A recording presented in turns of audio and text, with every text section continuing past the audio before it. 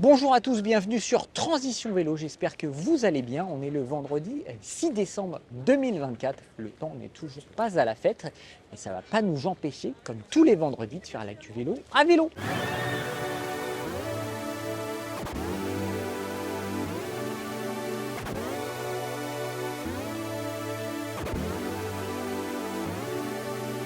Alors avant de commencer, n'oubliez pas de vous abonner à la chaîne, on a toujours besoin de vous pour vous proposer toujours plus de tests et d'actu en vidéo sur cette chaîne. Alors là, tout est fermé, ils ont fermé tous les quais parce qu'il y a les chefs d'État qui viennent visiter Notre-Dame pour la réouverture. Voilà, donc là on est en sens inverse, on est en marche arrière d'aller de l'avant, comme diraient les collègues. Pip, pip, pip, pip, pip, pip, pip, pip, pip, pip, pip. On commence avec deux concepts de vélos qui nous montrent ce que seraient peut-être les vélos du futur. Pour le fabricant Kago allemand, l'avenir c'est la protection du cycliste contre les intempéries. Il dévoile un concept de vélo quasiment entièrement caréné. On va retrouver un toit, d'énormes bavettes pour protéger les pieds et le bas des jambes du cycliste et également des protections sur les côtés pour la pluie mais également pour le froid. On va également retrouver une position de conduite assez particulière, très droite, que le cycliste dispose d'un dossier à l'arrière pour être vraiment bien appuyé sur le dossier. Les pédales vont être devant, on va avoir une position vraiment à 90 degrés et on n'aura même pas un guidon, on aura une espèce de manche d'avion avec des palettes pour freiner de chaque côté selon le fabricant qui a fait un prototype et qui roule avec. Cette position de conduite est très agréable à l'usage, très confortable, voilà, on a hâte de voir ça. Surtout, on apprécie le nombre de rangements puisqu'on a deux énormes sacoches rigides de chaque côté de la roue arrière et on a un énorme top case derrière le dossier. Ça rappelle un peu le scooter sans casque BMW C1 au début des années 2000. Voilà, en tout cas, c'est peut-être vers ça que se tourne le vélo du futur. De son côté, BMW voit la chose autrement, puisque BMW pense avant tout à la vitesse du vélo, parce qu'il dévoile un concept qui peut rouler à 25, 45 mais aussi 60 km/h. Le vélo serait géolocalisé en permanence et adapterait sa vitesse maximum en fonction de la route utilisée. Donc on pourrait rouler sur une route classique à 60 km/h, en ville le vélo serait limité à 45 km/h et sur les pistes cliquables ou dans un parc on pourrait tomber à 25 km/h. Voilà, l'idée c'est de pouvoir emprunter tout type de route et de pouvoir par exemple passer dans un parc sans descendre de son vélo en roulant à 25 km/h sans enfreindre la loi, en toute légalité. C'est pas un concept qui est prévu pour être commercialisé, c'est surtout, on va attendre que les sirènes passent. Il y a des sirènes partout.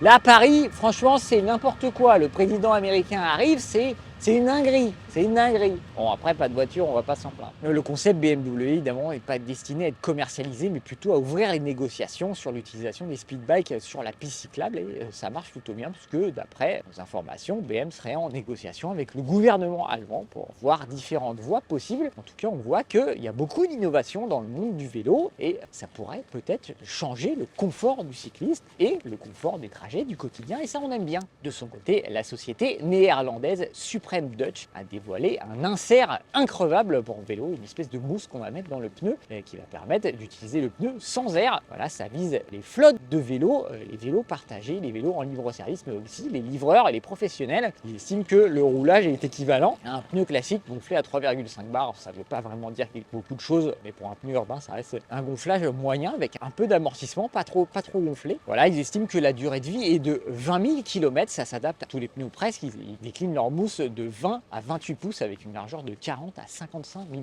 Voilà, donc à peu près tous les pneus, on peut mettre du Schwalbe, du CST, du Victoria par-dessus. C'est au choix du client de choisir le pneu qu'il veut. Avec 20 000 km, ils estiment que la mousse tiendra plus longtemps que le pneu et même que le pneu tiendra plus longtemps qu'avec un gonflage classique puisqu'il ne souffrira pas de la baisse de pression et donc d'une usure prématurée. Voilà, ils estiment qu'on augmente la durée de vie d'un pneu d'environ 30%. Là, malheureusement, cette mousse n'est pas destinée au grand public, ça s'installe avec des outils spéciaux qui sont loués ou vendus par la société aux collectivités ou aux professionnels qui gèrent des flottes. Mais dans l'intervalle, on a quand même trouvé la même chose pour le grand public, ça s'appelle Airfoam, propose une mousse qu'on peut installer dans des pneus et c'est vendu au grand public et donc évidemment on va essayer de vous tester tout ça dans les mois à venir. De mon côté, j'ai testé le kit d'électrification Clip de Clipbike qui est franchement bluffant par sa simplicité d'utilisation. Il suffit d'ouvrir la poignée, de poser les clips sur la fourche avant, de poser la roue de friction sur la roue du vélo, de verrouiller le tout et voilà, le clip est installé. On met le petit bouton sur sur le guidon et ça roule. Le vélo est électrifié. Pour l'assistance automatique, il suffit de pousser le vélo. Même quand on est à pied à côté, le vélo part, ça c'est un peu bizarre. Et le vélo va être propulsé comme ça jusqu'à 15 km/h. Au-delà de 15 km/h, Clip estime que le kit est en roue libre, donc que ça influe pas trop sur le pédalage. Mais en tout cas, pour notre part, ça a beaucoup influé sur le pédalage. Et au-delà de 15 km/h, on ne sait pas si c'est les 3,8 kg du clip sur la roue avant ou si c'est la friction de la roue de friction freine un peu le vélo. Mais en tout cas, on n'a qu'une envie, c'est de l'enlever pour vraiment profiter du vélo.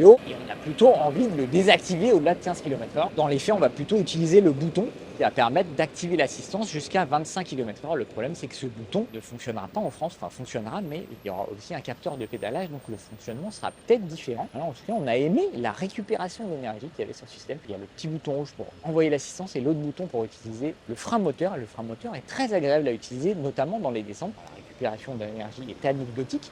Ça évite de consommer les freins et ça c'est pas mal. Le gros point faible de ce kit, c'est l'utilisation sous la pluie, puisque dès qu'il pleut et même dès que la chaussée est humide et que les pneus sont humides, le kit ne fonctionne plus, il n'y a plus assez d'adhérence sur la roue, la petite roue de friction n'entraîne plus assez la roue et donc c'est très compliqué à utiliser. Voilà. Donc finalement ce kit sera utilisé essentiellement par ceux qui ont un vélo musculaire et qui veulent aller travailler sans transpirer. Il n'y a que 10 km d'autonomie, 5 km aller, 5 km de retour. On va le recharger le soir à la maison. Voilà. C'est assez anecdotique pour nous, ça a quand même assez peu d'intérêt. Surtout que c'est quand même vendu 450 € et que c'est quand même pas le même agrément qu'un vrai vélo électrique bien équipé, évidemment. De son côté, Mathieu a testé la veste Urban Circus Detectable Light. C'est un gilet de protection améliorée. C'est une veste très bien finie avec des motifs particuliers qui sont détectés par les caméras intelligentes des voitures. Voilà, donc pour la protection du cycliste, c'est pas mal. Maintenant, ça reste quand même vendu 70 €. Ça reste un peu cher pour un gilet amélioré. Mathieu a également testé le casque Abu HUD Ace, casque très confortable, très bien pensé, bonne finition, une visière et un feu arrière à LED qui est quand même vendu 200 €, mais ça reste une très bonne prestation. Il a également roulé avec le vélo Ellipse E2, mais c'est là on vous en dit pas plus parce qu'on a publié une vidéo complète sur le sujet sur notre chaîne. Voilà, c'est tout pour l'actualité de cette semaine. Vous pouvez lire tout ça sur Transition Vélo. On vous a mis tous les liens dans la description. Là, on peut plus passer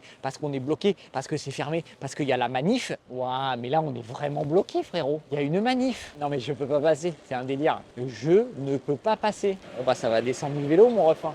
C'est la manif, c'est la manif. Merci. Mouvement de libération. Pardon, merci.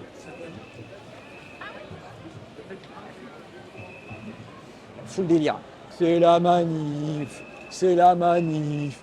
C'est la manif, c'est la manif. Voilà, vous pouvez lire tous ces articles et tous ces tests sur Transition Vélo. On vous a mis tous les liens dans la description. Comme d'habitude, n'oubliez pas de vous abonner à la chaîne si ce n'est pas déjà fait. Lâchez un petit pouce, ça fait toujours plaisir. Activez les notifications pour être au courant de toutes les vidéos. Posez vos questions en commentaire, on se fera un plaisir d'y répondre. Voilà, d'ici là, on vous souhaite de continuer à rouler, continuer à vous faire plaisir à vélo. Et on se dit à la semaine prochaine.